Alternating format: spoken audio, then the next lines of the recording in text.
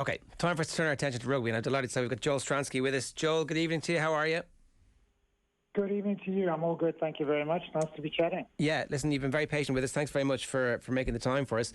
I'm really interested. No, it's true. I'm really interested to know what your instinct is about how things are going for South Africa at the moment, because from an outsider's perspective, things look pretty sweet for you guys in terms of the succession line of talent coming through, the strength and depth notwithstanding the injuries, and the style of play is evolving at the moment, it seems. Yeah, I think you're 100% right. I mean, there's no doubt we have a plethora of talent. We have great players in this country. We have great senior players. We have a factory pipeline that is just producing young talent that just keeps on coming through, and we have no shortage of talent. And I think we're starting to progress a little bit in terms of the game plan. And I think if we're perfectly honest, in the last 2 years, as much as it was World Cup winning rugby, it was terrible watching us play. Up and under after up and under, strong defence, more. It wasn't pretty. In fact, it was quite ugly to watch, but it was very, very effective. We've got a big, strong pack. We've got a good defence. And we're very hard to beat when we do it well. But I think teams have worked us out, and I think we've had to just progress a little bit. And I think we've started that process of progressing. And most importantly for this weekend, we've got, I think, probably a couple of forced changes, but changes that will really help. Damian Willemse at 10, Ches and Colby at 15. Those are guys who want to run with the ball. Talk to us a little bit about Willemse at 10. What difference does having him there make when it comes to that style of play evolving like you're talking about? So Pollard is a great player. He's big and strong and powerful, and he's a good kicker of the ball. He's goal kicking. He's had the odd bad day, but generally it's really steady and effective. He's calm. He controls the game well, but he's not a running 10. For him to move the ball outside of himself, he stops to pass. He's not someone who naturally runs and passes and draws defenders and creates space out wide for the outside backs. He's not a stepper. He's a big kid. He's a big young guy. Damian Willemse is exactly the opposite. He is just born to run. He's got great feet. He steps. He attacks the gain line. Because he's such a threat, he draws in 2-3 defenders. He offloads well out the tackle. He offloads beautifully before the tackle. Strong passer of the ball. And most importantly, he's, as I said, he's born to run. He reads the running game. He knows where the space is, and he brings players into the space. And, you'll notice when he's playing, not only is he dangerous, but the players around him look more effective as well. It's obviously injury enforced, but has there been a move? Is this what we think that the brains trust of South African rugby? And it's always difficult for us to know exactly who's in charge of the micro detail of selecting the 10. Is it Rassie or is it Nian Bart? Like, they're joined at the hip, so I guess I don't think any of us know. I think that's the reality, and they are joined at the hip. I think if Pollard was fit, he'd be playing, and I think he suits the game plan that the coaches want to play. And I don't think the coaches want to move too much away from the game plan. And the reality is, it's a game plan that is very, very effective. They work on a lot of data. They work on a lot of feedback from opposition teams. They understand what works, what doesn't work, the referees' decisions, the style of refereeing. They analyse all these things, and they work out exactly where to play, what to play, when to play, and how much ball to play with, most importantly. And then they play this big kicking game with big packs of forwards that dominates and that is physical and hard to break down with a strong defensive system. It's very, very hard to beat. And the reality is we've got two of the best front rows in the world. We've got arguably in Evan Etzebeth the best second rower in the world. We've got big, strong, loose forwards who carry the ball. It's a powerhouse team. Why would you want to move away from that type of game plan if it is so effective for you and the way you implement it? So I don't see them wanting to move away from it. I think they've almost been forced to move away from it. If you think back a few months, our starting lineup, which was cast in stone until the injuries, was Pollard at 10 and then Damian Willemse at 15. And I think in many people's views it was a very effective lineup. And when the game had settled and they wanted to chase the game, they could move Pollard to 12, move Willemse to 10, or they could switch things around or take Pollard off. But there were options. I think right now they don't have those options, which is why you're seeing a guy like Colby at 15 and Willemse at 10. But what it does do, maybe it is just giving us a little hint of what this team is capable of if they expand their horizons ever so slightly. Can you just talk to us a little bit about that? Because it's very interesting to hear somebody as steeped in the game in South Africa as you are talking about it being difficult to watch. And, you know, certainly other commentators from around the world would have said it was difficult to watch, but I haven't heard too many people from within South Africa saying, you know, this isn't great entertainment here, folks. Are you a lone voice saying that? Is there a consensus building? What's that conversation like? No, I think all year, well, not all of them, because it can never be all of them, but I think most of the guys I chat to about rugby and who you know, and I host a chat show on Super Sport, a rugby chat show every Thursday. Most of the conversation is about how the Springboks need to, you know, just keep on building on this great platform they've got, but they need to build and they need to do things a little differently and a little bit better from an attack perspective. So I'm not the solo alone voice, but the argument and the coaches will come back with us. They'll say the data tells you this, and the big pack of forwards gives you that. The strong defense, hard to beat. The stats and everything is in their favor. So it might not be entertaining to watch, but I can tell you the other side of that is the fans, the spectators. They would much rather watch their team win playing slightly dull rugby than watch them lose trying to play, you know, a really expensive game. And I think obviously, you know, that's the winning argument when it comes to a coach whose job it is to win games, harvest trophies. And I can understand that, but it does seem as if eventually the rule makers, the lawmakers, are trying to get the game to be more entertaining. So maybe there's a time in the future. You said a little bit that you thought that maybe teams have begun to work out this South African side. Is there significant evidence of that in the Rugby Championship? Was it maybe the Australians who did it more often than the All Blacks over the last tournament, or when were you seeing those signs? No, so I think Wales actually were the team that unlocked us a few times in that home series, particularly in the first two tests. You know, they got outside of us, and I think that's where we've been so good. Our defence, our rush defence, led by Lukhanyo at number 13, is just he just reads the play so well, and he knows when to rush, when to shift. The wingers outside him react alongside him, but the Welsh found a way to get around us or over us, and they unlocked that big rush defence. And I think on the back of that, we had to maybe just change our thought process a little bit. We maybe had to think about not rushing all the time, when to shift, when to hold, when to concede a bit of space, but make sure you don't get skinned on the outside. But always to stay connected. And I think we haven't quite got that 100% perfect in those games against New Zealand and Australia. Australia unlocked us once or twice. I think we lost to Australia because we played poorly on the day. I don't think it was that they were particularly good and that they'd worked us out. I think we had a really off day and we got beat. At Emirates Airline Park, when we lost to the All Blacks, they were unbelievable on the day, and we probably got ahead of ourselves a little bit. But that is Test rugby. You know, you have to be excellent for 80 minutes against the top teams in the world, else you get beat. And Ireland will tell you the same thing.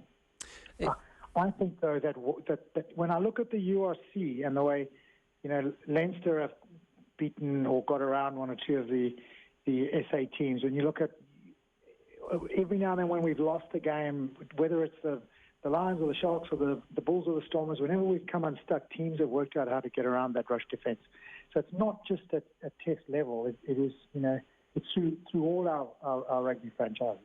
What do you think the impact of the South African teams being in the URC is going to be on the national side? Look, I love it. I mean, I do miss our franchises playing against the Crusaders and the Hurricanes and the top New Zealand and the top Australian side. I do miss that. It was wonderful to see the best Kiwis in action in our stadiums, and it was wonderful to see our guys playing over there. But there's no doubt we watch more rugby now that we're playing in the URC because we don't have these awkward times. It's easier for our players. It means that the players that are playing overseas in Ireland or even in England to a lesser extent, or France to a lesser extent, but they're always on the radar. They're always able to be in the Springbok mix. And I think if you had to ask Rassie or Jacques, they would tell you that they have English, Irish, French, Scottish clubs, whatever it is, funding half of the Springbok playing squad salary, and they still get to watch them week in, week out, and get the benefit of picking them whenever they want. So I think it works for us. I think it does work for us.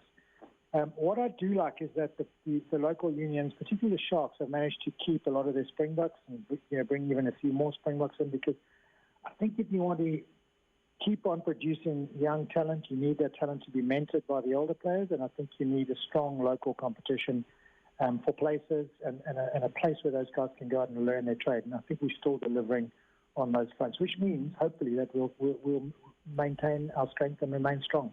And I think winning it the first season out with an all-South African final is good. It'll be very interesting to see what happens in the European Cup as well. Like another pot of cash, hopefully, for the South African teams from your guys' perspective, and a big competition that I'd say a lot of the certainly the English and French clubs will be terrified of coming up against some of those strong South African teams in a way that maybe they would have been quite happy to face a Welsh side or a Scottish side or back in the olden days an Italian side.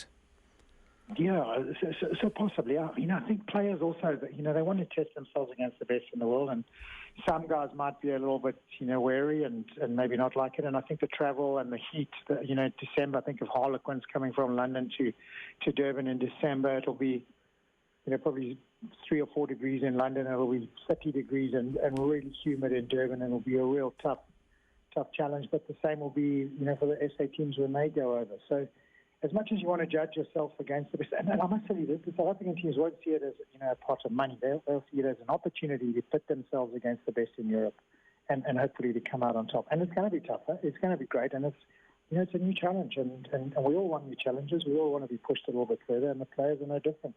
One of the things that is obvious, I think, from the way the competition is going at the moment, is that there's genuine strength and depth in South African rugby. We've benefited from great South Africans coming to Ireland. Traditionally it would have been Ulster, and now obviously it's at Leinster as well.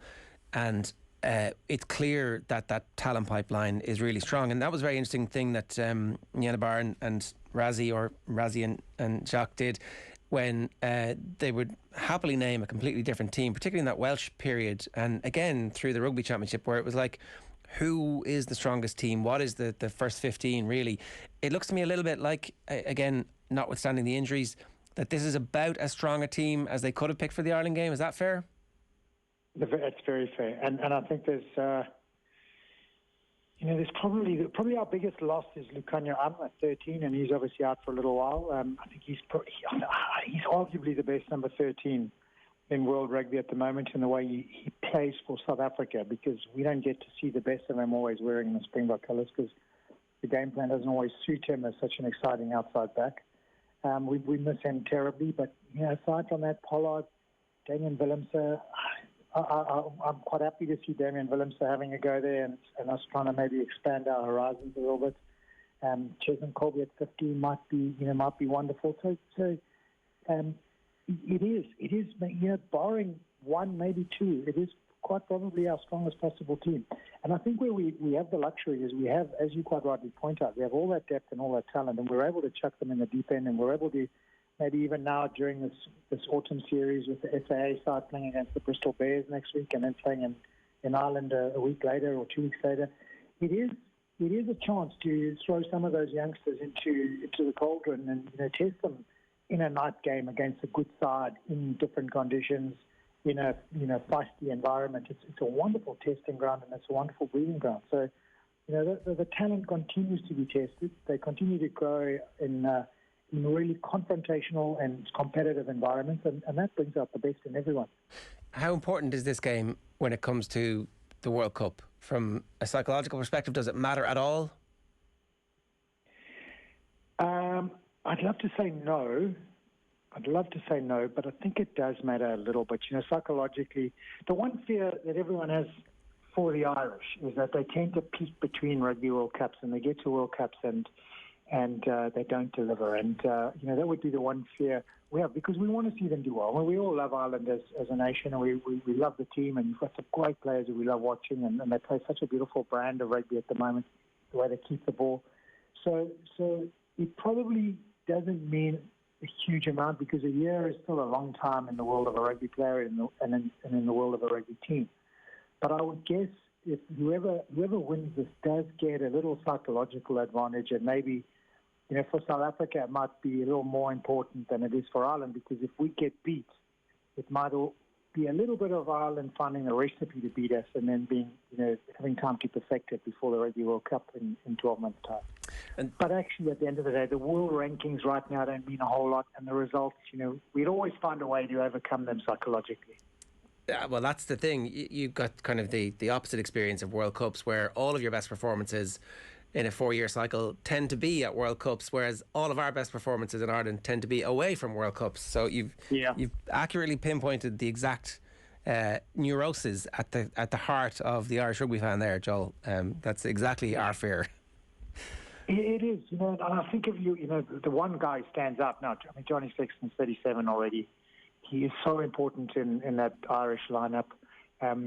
Will he make it to the World Cup? I'm sure he will, but at 38, he's so pivotal in that lineup, but he still contributes enormously, and he still has that burning desire.